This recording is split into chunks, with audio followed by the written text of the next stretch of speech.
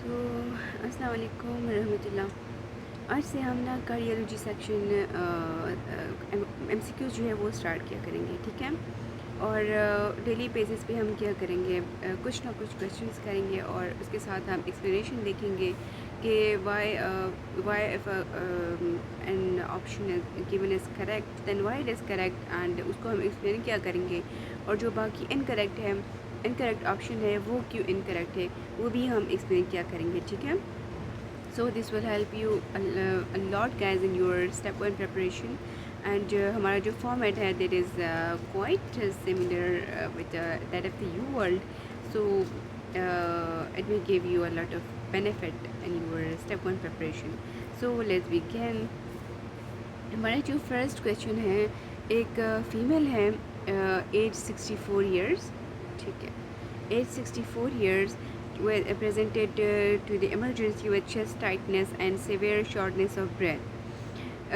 Her past medical history was she was hospitalized for 4 days ago, and now उसको जब वो आई है emergency में, she has got cardiac arrest and she died, ठीक है। On autopsy हमें क्या मिला है, slit-like tear in the anterior left ventricular wall मिला है। Which of the following predispose this patient to observe the cardiac finding, जो कि हमें slit-like tear मिला है, ठीक है। So the most probable answer is coronary atherosclerosis. Coronary atherosclerosis. Why this answer is correct? So why this answer is correct?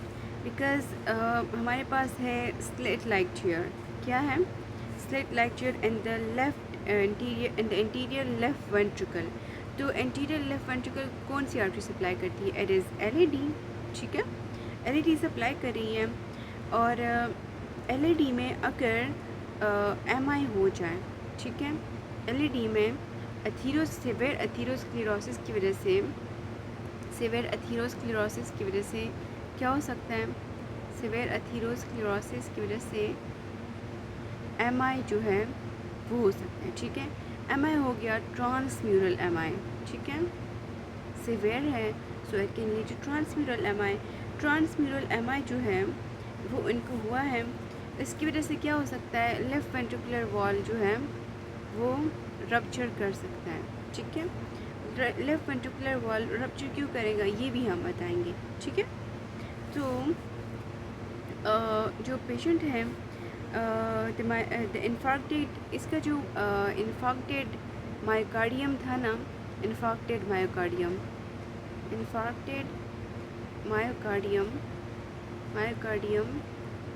वो हमारे पास है एकाइनेटिक, ठीक है, एकाइनेटिक हो गया, एकाइनेटिक मायोकार्डियम है। सो इट्स मीन के ये वाला मायोकार्डियम जो है वो रेस्ट में रहेगा, और जो बाकी मायोकार्डियम इसके सराउंडिंग में वो मूव तो करेगा क्योंकि हार्ट ने तो ब्लड पम्प करना है ना। तो जब वो मूव करेगा और ये वाला मायोकार्डियम जो है वो रेस्ट पे रहेगा, तो यहाँ पे हमारे पास शेयर स्ट्रेस जो है वो जनरेट होगा। शेयर स्ट्रेस की वजह से क्या होगा, हमारे पास जो मायोकार्डियल वॉल है वो रप्चर कर सकता है, ठीक है। सो एक तो ये रीज़न हो गया कि यहाँ पे हमारे पास एक एनीसिया हो गया है। दूसरा क्या रीज़न हो सकता है, दूसरा रीज़न ये हो सकता है कि MI की वजह से क्या हो सकता है, हमारे पास कॉगुलेटिव नेक्रोसिस हो जाता है, कॉगुलेटिव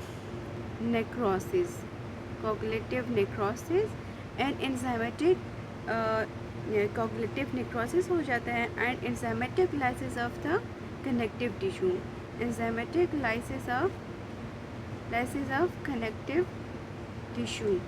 तो उसकी वजह से क्या हो जाता है, जो मायोकार्डियल वॉल है ना वो फर्दर वीकन हो जाता है, that becomes more weaken, and जैसे ही इस पर थोड़ा सा लेफ़्ट वेंट्रिकुलर का प्रेशर जो है वो थोड़ा सा इंक्रीज़ करेगा, तो इसकी वजह से रप्चर होने के चांसेस हो सकते हैं, रप्चर हो जाता है, ठीक है।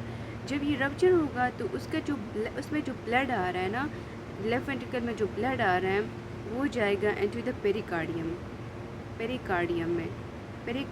में एंड पेरिकार्डियल कैविटी में जाएगा, पेरिकार्डियल कैविटी में जाएगा।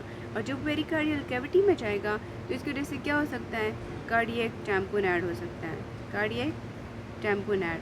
कार्डियक टेम्पोनेट में हमारे पास क्या होगा, हाइपोटेंशन होगी, शॉर्टनेस ऑफ ब्रेथ, जो कि हमारे पास डिस्निया है, शॉर्टनेस ऑफ ब्रेथ होगा, चेस्ट पेन होगा, सिवियर चेस्ट पेन होगा एंड हाइपोटेंशन, एंड बंदा जो है वो शॉक में जा सकता है and that can lead to cardiac arrest.